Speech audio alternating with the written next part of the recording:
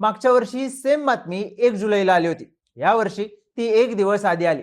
आता बातमी आली काय किंवा नाही आली काय, जसा पावसाळा सुरू होतो तसा भुशी डॅमकडे लोकांचा ओढा वाढतो. पुणे आणि मुंबई दोन्ही पासून जवळ असलेलं लोणावळा हे पावसाळ्यातलं आकर्षण, त्यातही इथला भुशी डॅम. इथं लोक येतात, पावसात भिजतात, धरण ओव्हरफ्लो झालं की पायऱ्यांवर बसतात.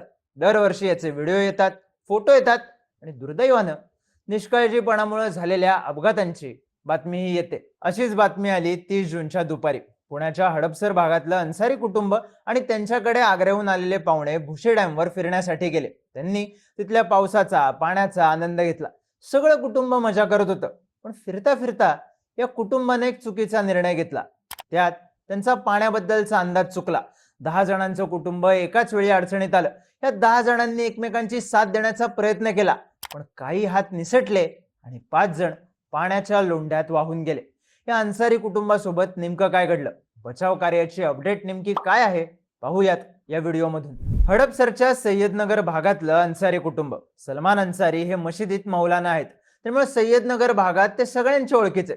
सलमान यांच्या घराजवळच त्यांचे मेहुणे तारिक अन्सारी राहतात. तारिक यांचं 27 जूनला लग्न होतं. या लग्नासाठी आग्र्याहून त्यांची बहीण शाहिस्ता आणि त्यांचं कुटुंब आलं होतं. घरात लग्न असल्यानं सगळाच गोतावळा जमला होता. पण सगळ्यांचं ठरलं, पाऊस आहे तर कुठंतरी फिरायला जायचं. मागचे 2 दिवस प्लॅनिंग सुरू होतं आणि पावसाचा थोडाफार वाढलेला जोर बघून त्यांनी रविवारी फिरायला जायचं नक्की केलं. ठिकाण निवडलं लोणावळा. एक टेम्पो ट्रॅव्हलर करून अन्सारी आणि खान कुटुंबीय लोणावळ्याला भुशी डॅम पावसात भिजण्याचा आनंद घेतला. पण अर्थात भुशी डॅमच्या पायऱ्यांवर गर्दी होती.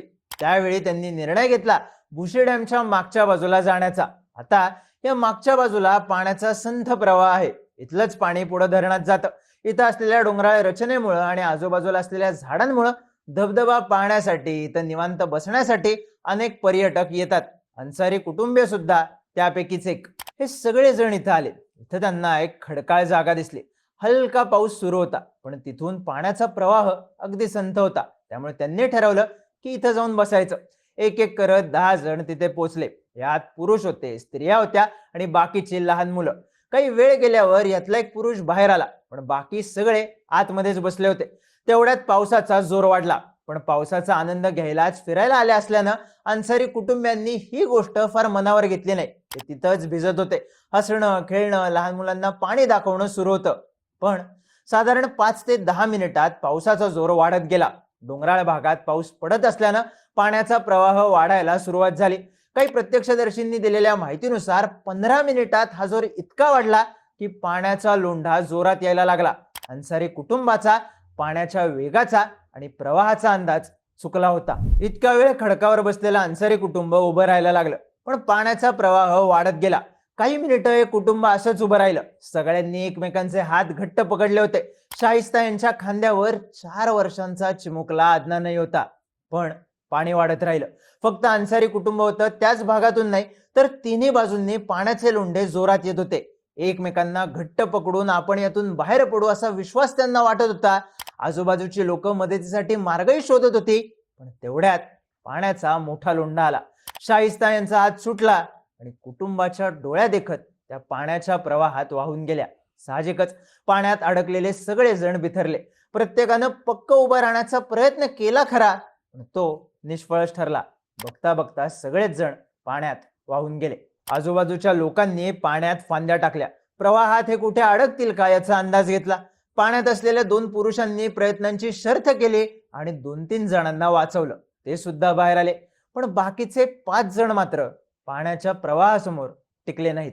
एका बाजूला त्यांचा शोध सुरू झाला आणि दुसऱ्या बाजूला अन्सारी कुटुंबातली पाण्यातून बाहेर आलेली मुलगी बेशुद्ध होती. तिच्या हृदयाचे ठोके थांबले होते. भुशी डॅम भागात 2 डॉक्टर सुद्धा फिरण्यासाठी आले होते. ही गोष्ट समजताच ते पुढे आले आणि त्यांनी या मुलीला CPR दिला. या चिमुकलीचा जीव वाचला. पण कुटुंबातले 5 जण वाहून गेल्याची बातमी तोवर सगळीकडे पसरली होती. प्रशासनातले काही अधिकारी दाखल झाले. मावळ वन्यजीव रक्षक, आपदा दल आणि शिवदुर्ग रेस्क्यू या संघटनेच्या कार्यकर्त्यांनी प्रयत्नांची शर्थ केली.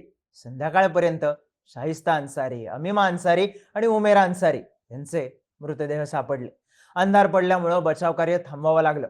त्यानंतर रात्रीच्या वेळी INS शिवाजी केंद्राच्या स्कुबा डायव्हिंग टीमनं पाण्याच्या तळाशी शोध घेतला, पण त्यांना कुणालाही शोधण्यात यश आलं नाही. त्यानंतर सोमवारी सकाळी मारिया अन्सारी हिचा मृतदेह सापडला.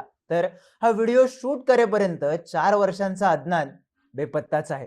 एका कुटुंबातले 5 जण एका चुकलेल्या अंदाजामुळे वाहून गेले आणि होत्याचं नव्हतं झालं. पोलीस आणि प्रशासनानं इथे येणाऱ्या पर्यटकांना खबरदारी घ्यायला सांगितले.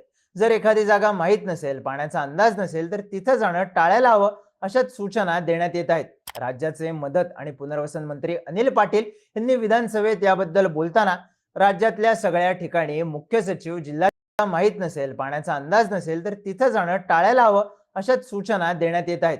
राज्याचे मदत आणि पुनर्वसन मंत्री अनिल पाटील यांनी विधानसभेत याबद्दल बोलताना राज्यातल्या सगळ्या ठिकाणी मुख्य सचिव जिल्हाधिकाऱ्यांशी संपर्क करणार आहेत. प्रतिबंधक ठिकाणी पूर्णपणे प्रतिबंध करण्याचा आमचा प्रयत्न असणार आहे.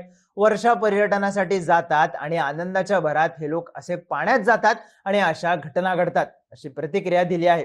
बचाव कार्य करणाऱ्यांनीही 15 ते 20 मिनिटात पाण्याचा प्रवाह प्रचंड वाढू शकतो. त्यामुळे अशा कुठल्याही धबधब्याजवळ थांबू नये, दुर्गम किंवा माहीत नसलेल्या भागात जाऊ नये, असाच सल्ला पर्यटकांना दिला आहे. जर हाच सल्ला अन्सारी